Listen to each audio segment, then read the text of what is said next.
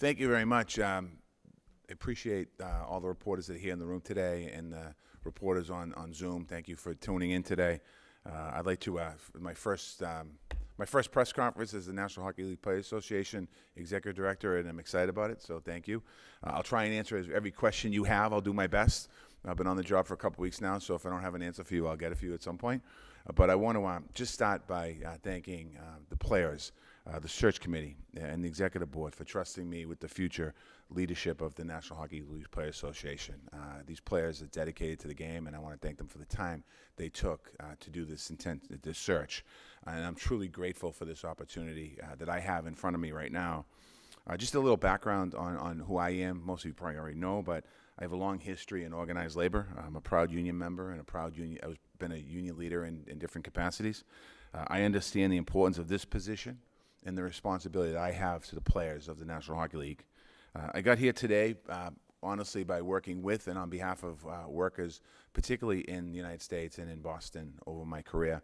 I started my labor career as a construction worker. I followed my father into the building trades. My father was an immigrant from Ireland, and I followed him and my uncle Pat as well. I followed him into the labor's union.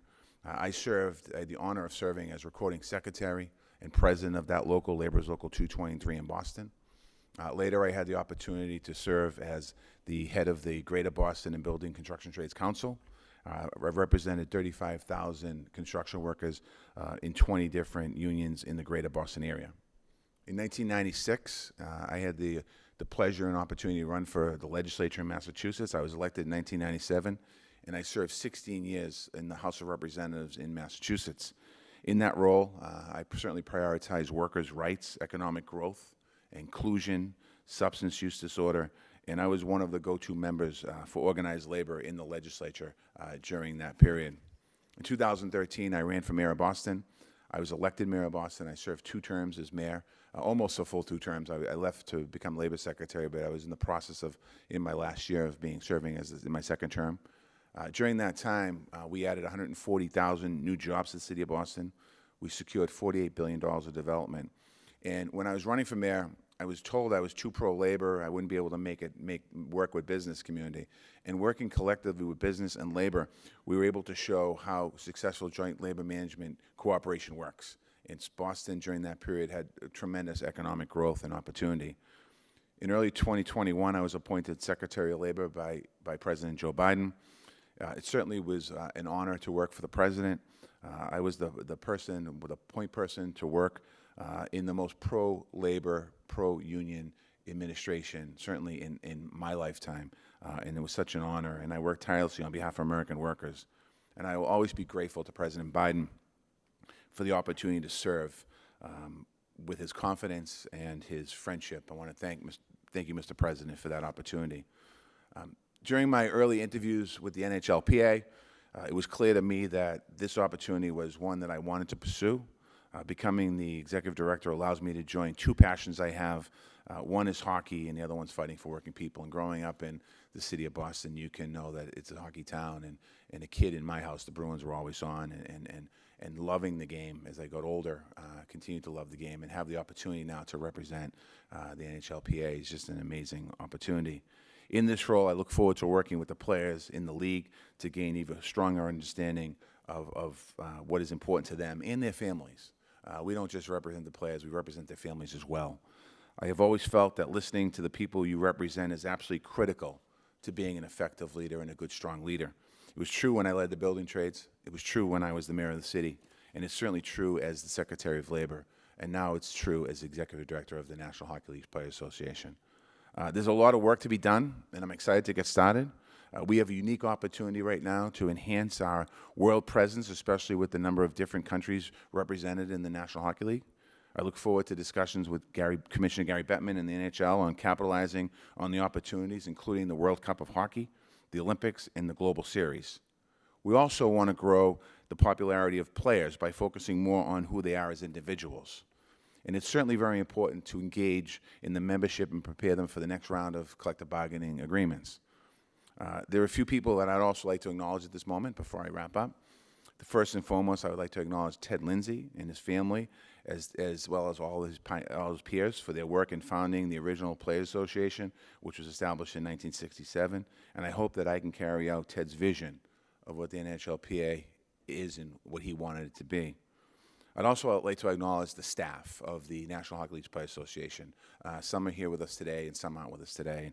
I've had the chance to see secondhand the amazing work they've done on behalf of players, but I've had the chance over the last 2 weeks to actually see the work that they've done now, and they do amazing work. So I want to thank the team at NHLPA, those in the room here today, and the folks that aren't in the room today.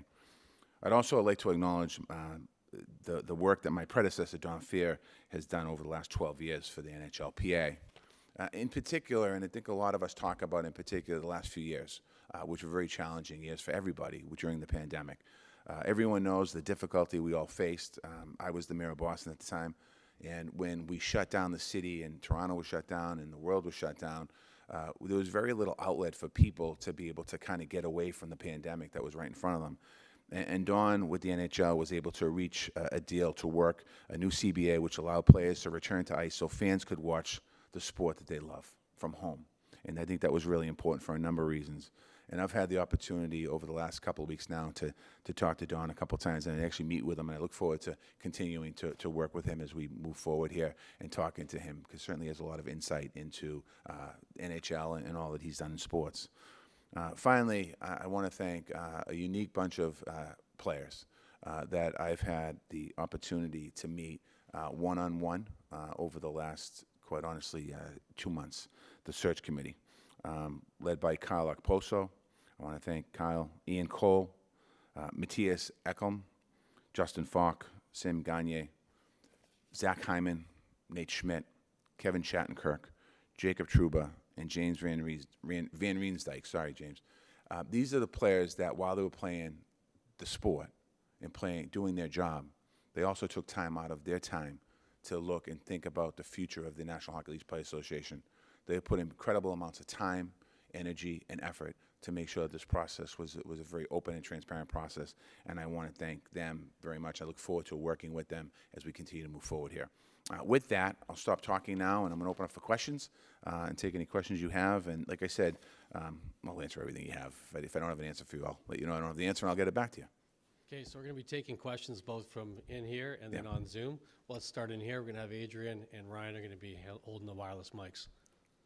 So who's got a question to start off here? Okay, Kristen. And if you could, please just state your name and your media outlet before you ask your question.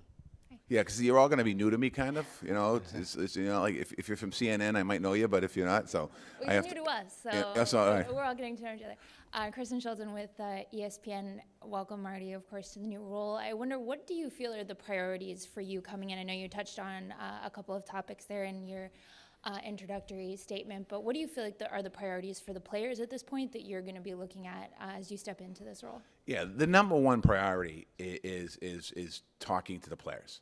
And I made it very clear to the players in all my previous roles in union politics and in politics. You get to know your constituency, and it's important for me to talk to the players, to talk about what their issues are, what their concerns are, thinking moving forward. You know, I represent the players of the NHL, and really understanding for them what's important for them moving forward. You know, collective bargaining is down the road a little bit, and there's some issues front and center that we want to make sure that we hear their concerns. So whether it's they're playing the World Cup of Hockey or they're concerned about what goes on in the locker room, that's what I'm going to be doing. That's my priority, as well as learning the inner workings of the NHLPA, and also building a relationship. You know, I plan on building relationships with, obviously, the NHL, with Commissioner Bettman, and also the league, the owners in the hockey league, just to understand, you know, this is about, we're in this together, but I represent the players. Pierre? Marty, Pierre LeBrun from TSN and The Athletic. You mentioned, you know, growing the presence for the players on the world stage. What's your sense of the issues in front of you in terms of the World Cup of Hockey, which I know both sides hope to hold in 2025, but obviously problem that still exists in terms of Russia and how some other European federations would feel about their participation? Yeah, I think first and foremost, we've had a couple conversations over the last couple of weeks about the World Cup of Hockey. We've talked a little bit about the Olympics as well, coming up in 2026. And I think at first, what I like to do is let's establish the program. Let's establish the World Cup of Hockey back, and let's have a forward-looking schedule to see so people can be consistent with it. Fans love it. Players love it. It's important for us to do it. I think that right now, commenting on what's going on in the world, I mean, things can change and different things can happen. So I think it's a little early to talk about, who's involved in the tournament or not. But I think we should get the tournament on paper and get the concept written, more than a concept, start the conversation, really get it going, moving forward and what this will look like. And then obviously we have to deal with challenges that might come up as time goes on. Let's go, Matt. Hey, Marty, it's Matt Larkin here with Daily Faceoff. A couple of weeks ago, talking to media, Gary Bettman maybe left the door open to negotiating the salary cap for an increase of maybe more than $1 million. And I know it's very early in your tenure, but is that something that's going to be on the agenda, discussing it with Gary in the near future, a possible increase? Yeah, the commissioner in our meeting, we had a quick meeting. When I say meeting, we stopped by and saw him. We had a meeting in New York, so I went by. I spent about a half hour with the commissioner. He brought that up, and certainly we're open to any conversation. Josh. Marty, Josh Clipperton with Canadian Press. Let me just go back. We're open to any conversation, but we're not open to changing the escrow. Marty, welcome. Josh Clipperton with Canadian Press. Just what's your view of the hard cap system as it stands, and is a luxury tax something that players might look to entertain in the next round of negotiations? Yeah, this is where I'm going to pump in. I'm new on the job, so so I've learned a little bit about. I mean, I've learned a lot about the salary cap and moving forward. I think it's still it's too premature to talk about what we'll be talking about in negotiation. That's really going to be based on what the players want and the direction the players want to go in. And we have not been anywhere near having deep conversations about that yet. I mean, most of the conversations I've had with the players have been like getting to know each other. Obviously the search committee, I had a chance to get to know them pretty well. The executive board, I've had a chance to get to know them pretty well. I'm still learning the players we're still meeting each other, I should say, not learning, meeting each other. So we're a little early on that one. Okay, we're going to take 2 questions from Zoom, and then we'll come over there, Ryan. Hey, Marty, this is Steve Weiner from the Associated Press. You obviously mentioned the escrow when talking about the cap this summer. Do you get a sense yet of your conversations with players about what their priorities are in your leadership and kind of what they want from you in the next few weeks and months? No, I think, when I went through the search and the players asked me a lot of questions about my style and how do I operate as a union leader. And the thing I really focused on was making sure that I understand and know the membership. And they would like to hear that, and not that I see them once a year and talk at them. It's about building a relationship where the players feel comfortable with being able to call me and talk to me, and I feel comfortable talking to them. And that really kind of was the biggest, I think, in the search committee for me. That what I took from it is that the players, they deserve a leader that knows who they are, knows their families, and then we can move from there. So I think it's really understanding each other and knowing each other. I'm a different type of leader. I mean, listen, I've looked at the past history of the NHLPA, and I've seen the different leaders, and some people have done great things here. I think I'm different. I bring a different perspective than probably every single one of my predecessors.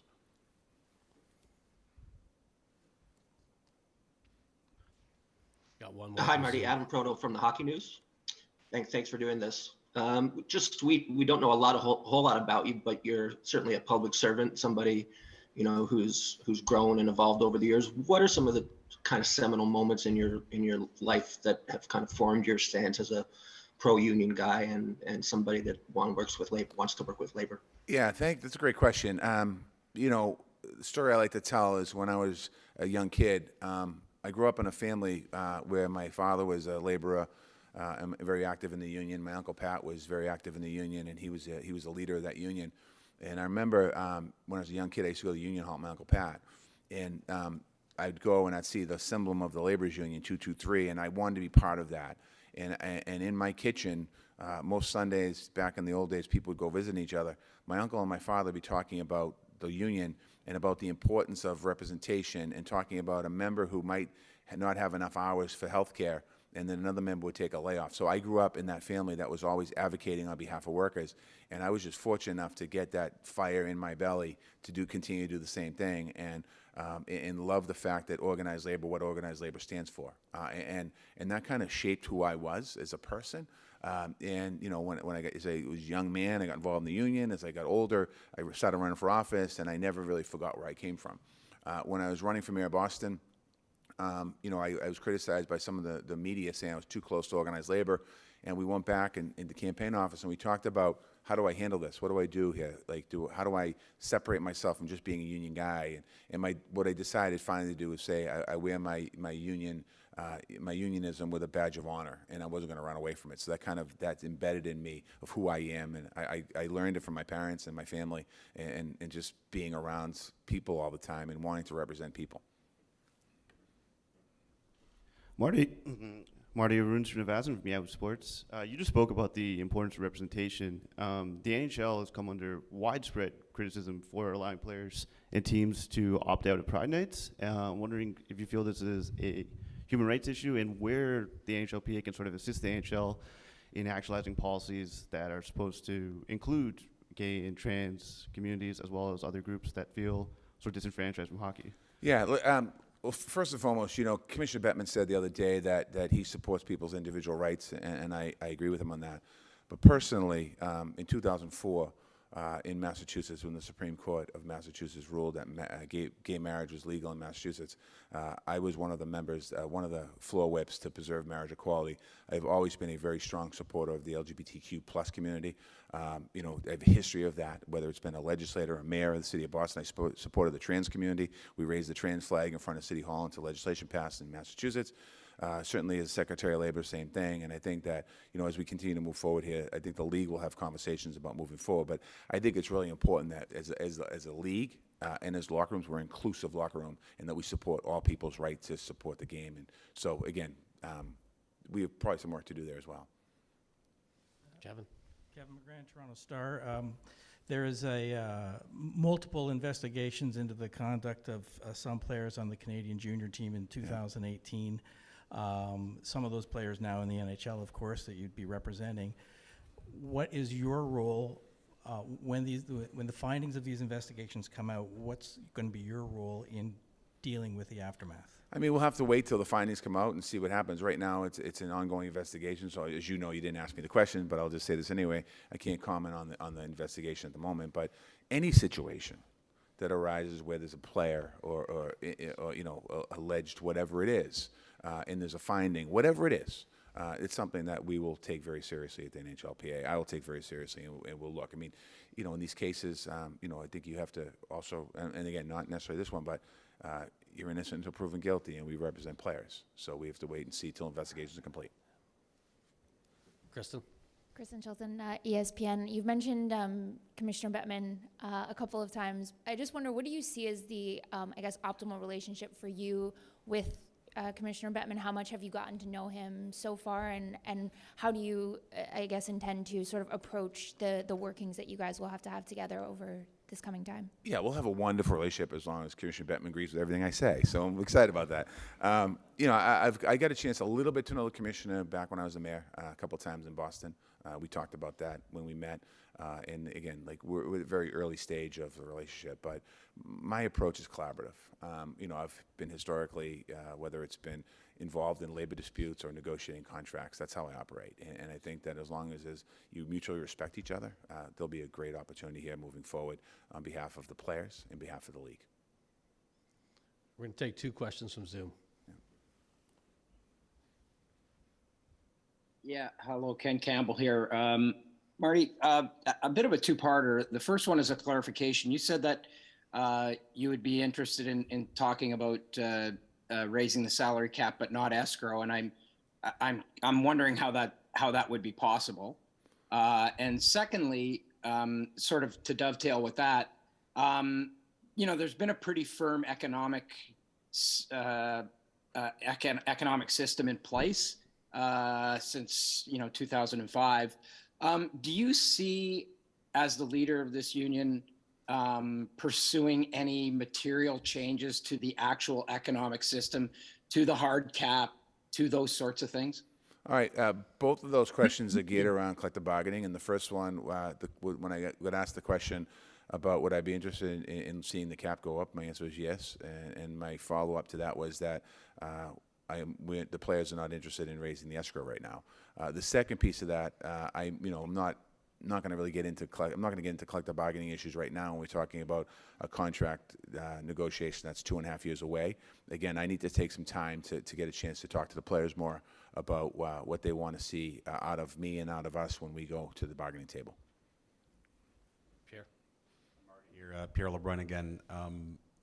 What can you do in your position to raise player engagement? One of the issues over the years with the PA has been, frankly, players sort of dipping in and out of their caring of what's going on in terms of labor issues and so on. And it obviously spikes around CBA negotiations, and then it sort of kind of goes away. How do you keep their engagement high throughout? Yeah, I think it's about conversation. It's about giving the players a reason to stay connected to us, and I think engaging them in lots of different conversations. I mean, this is no different. You know, generally the typical union membership, you get maybe less than a third of the membership engaged in their union, and my goal here is to get more than a third of the players engaged in this union. I think that players have a lot during the course of the season, off season. They have a lot going on in their life, so we have to create those opportunities. How do we engage them better in moving forward? And I think knowing that they can call me and approach us anytime, and that's why when I gave a shout out to the staff earlier today. A lot of the staff in the office have interactions with the players every single day, and sometimes people don't understand that interaction is with your union. So it's about engaging the players more. The players shouldn't be coming to the table just around CBA time. We should be getting engaged all the time, and you saw it with the search committee. I mean, these players were very, very engaged in this process, and then you saw it with the executive board committee. They were very engaged in this process, and there were other players calling and asking about me and about what the process is. So it's good to see that. Okay, we're going to take one more from Zoom. Hi, Liz Mullen, Sports Business Journal. I hear you to say, and I understand that you want to talk to the players first before you make any comments on the hard cap or the current system, the escrow. But I'd like to ask you, when you were a union leader yourself, how many collective bargaining agreements did you negotiate, and did you engage in any strikes? Were there any lockouts or work stoppages? Thank you. Yeah, great. I was not, as far as any negotiation I did personally, there was no strike or lockout, but certainly as mayor and as Secretary of Labor, I was involved in bringing sides to the table for strikes and lockouts and potential strikes. So, for example, nurses strike in Boston for Brigham and Women's Hospital. Both sides were at a standstill. The nurses and the hospital asked me to get engaged in that conversation, and within literally about a couple of days, we were able to negotiate get a contract negotiated. Obviously, the rail strike in the country, the potential rail strike looming in the country, was a very big potential strike in the United States. I've been involved in other contracts where workers have been on strike for a long period of time. There was a manufacturer in Wisconsin that manufactured farm products that were on strike. We were able to negotiate that. So I've been involved indirectly with people that have been on strike, threatening strike, moving forward, lockouts, all of that.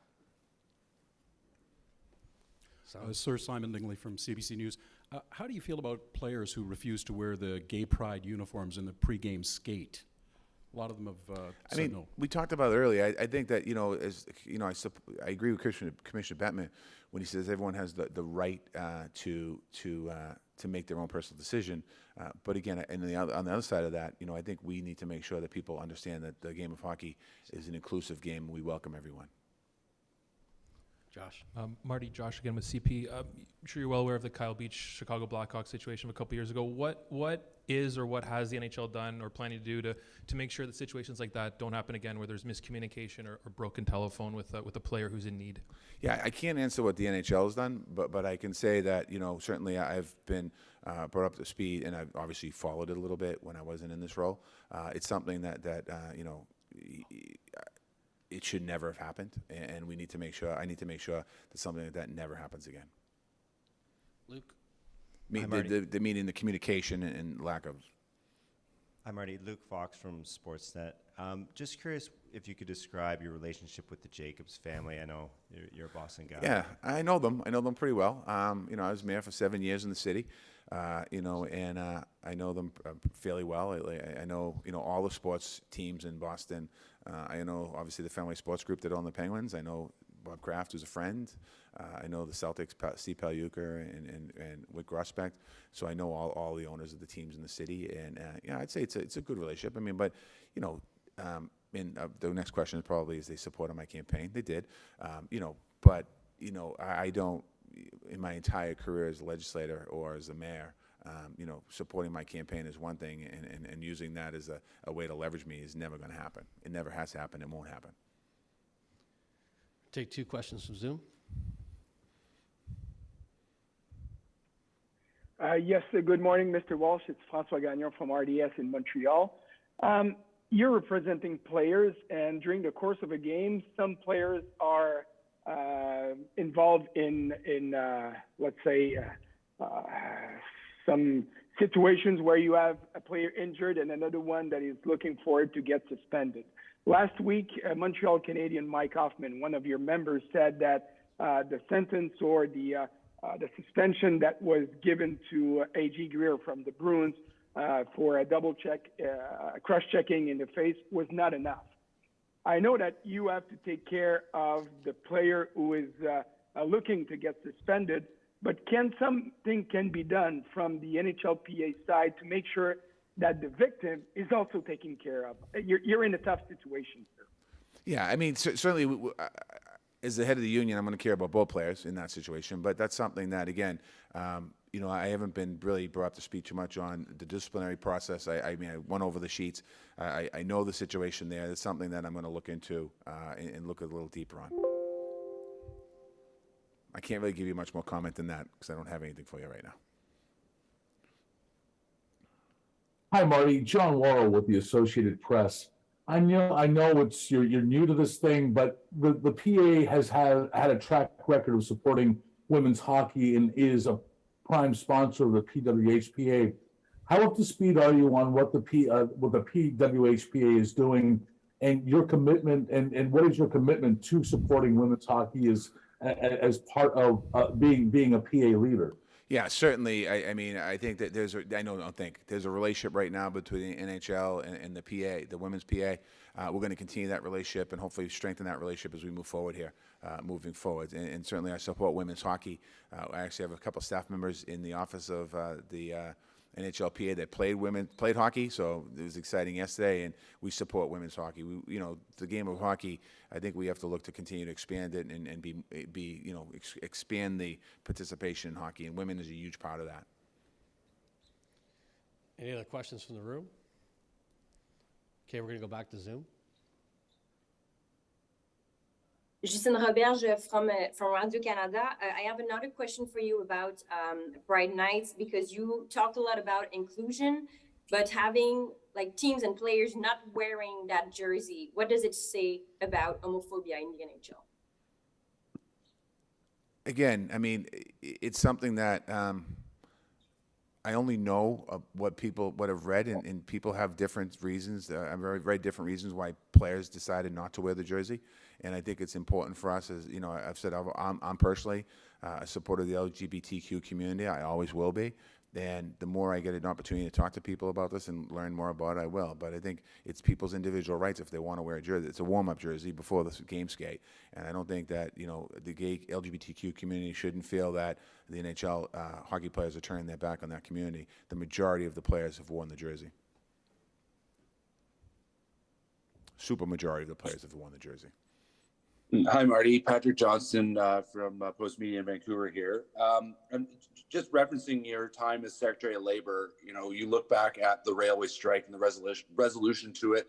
How did that process? How has that stood up as a lesson for you coming into this job? What insights did you gather from that? Well, I think with the railroad potential strike, with any work dispute I've gotten involved with, every single time there is a potential strike or a strike, there's a breakdown in communication between both sides. It's not one side necessarily holding the line, it's a breakdown in communication.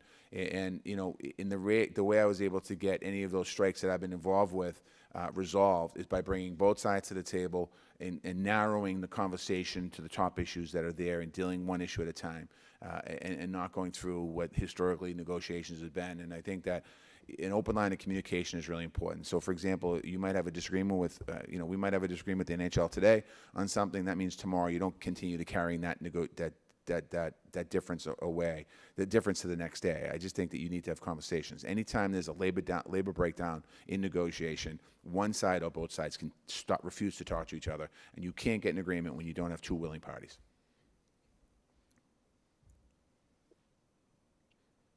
Hey there, Alex Silverman with Sports Business Journal. Thanks for taking the time, Marty.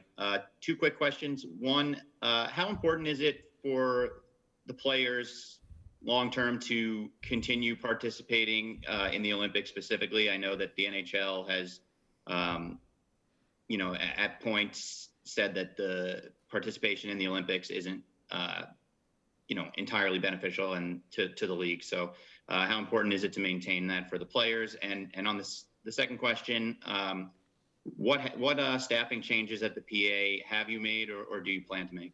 Yeah, on the first one, I mean, the Olympics is in the collective bargaining agreement. So, I mean, if there's going to be a conversation about that, that'll be in a couple of years. I know that in some of my conversations and what I hear, the players love playing in the Olympics and they love playing in world hockey competitions. And so we'll cross that bridge when we get to it. When it comes to the CBA, if the NHL wants to make changes, they'll have to have a conversation with us about it.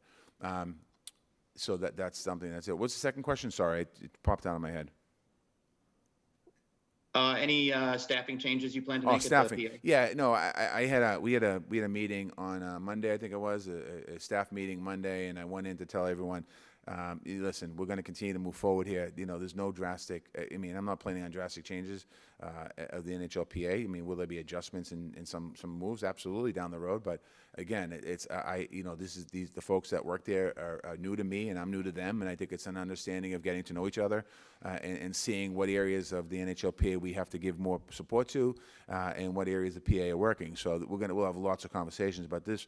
The first 2 weeks have been great. I mean, that's why I opened my remarks thanking the staff of the PA. There's some really dedicated people in there that have a longevity. I mean, what really stuck out to me is the people that have been there, 10, 15, 20, 25 years. I mean, they've gone through different leadership and different structure and different everything, and they're still there. So that says a lot about who they are and their character. We're going to finish off with one last question from Zoom. Hi, Marty. David Ostrowski from the FIA Group here. Thank you for doing this two-parter. With all the former NHL players suffering both physical and mental health issues, do you foresee any changes to the amount of retiree medical insurance that the league subsidizes? And secondly, how much do you consider that of the two primary countries players come from, Canada and the U.S., one has universal health coverage and the other is not? Yeah, on the first question, I had lunch the other day with Glenn Healy, and I've talked to Kelly Chase, and certainly that was pretty much, you must have been at the next table, because the topic of conversation was about the mental health of older hockey players and their physical health, and certainly I'm looking forward to continuing that dialogue and moving that dialogue forward, and making sure that that's important, because that's an important issue, and the second piece is, I think you asked me about healthcare, was it? I got a muffle. Healthcare and the cost.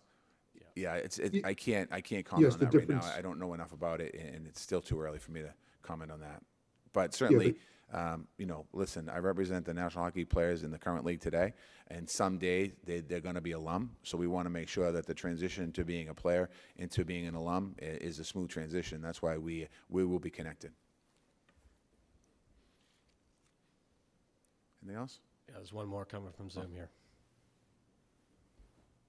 Hey, Marty, Patrick Johnson. One more. Just what are other things you can see the PA doing? Obviously we talk a lot about the CBA, we talk about Olympics, but are there business avenues you think the players could be exploiting more than they are? Absolutely. I mean, I think that there's an opportunity for us to really support to get the players, individual players, more opportunities for sponsorships and to be seen as individuals in hockey. And then also we can always change. Yesterday we had a conversation I had a conversation with it's not the Health and Safety Committee, but I'm going to call it the Health and Safety Committee for now, talking about, the struggles that hockey players and their families and everyone has when it comes to mental health and substance use, and making sure that we have the right programs in place. I mean, there was a study towards the last few months that 1 in 3 people are struggling with some type of mental health issue right now due to the pandemic. That's hockey players, that's reporters sitting in this room, that's people watching the press conference. So we can always do more in different areas, and that kind of goes back to an earlier question about, what am I going to do with the staff at the PA? It's like, let's see what we can do representing players, and how do we enhance that? We have life after hockey. How do we help players particularly look at life after hockey? Players that might have not finished college, there's an opportunity for us to get them back into college. There's a lot we can do between now and the CBA. And then also talking to the players and asking them what they want out of us. I think that's key. I can't speak to how the past was here, but this is the players' union. I made it very clear to them. I represent the players in the union and their families, and we represent the players and the families, and we're going to continue to do everything we can to build stronger relationships and let them know that the PA is there on their behalf. Thanks, Marty. That wraps up the Q&A. We are going to take Marty over here in front of the backdrop, and we'll have a scrum before the lunch begins. All right. Thank you, guys and ladies.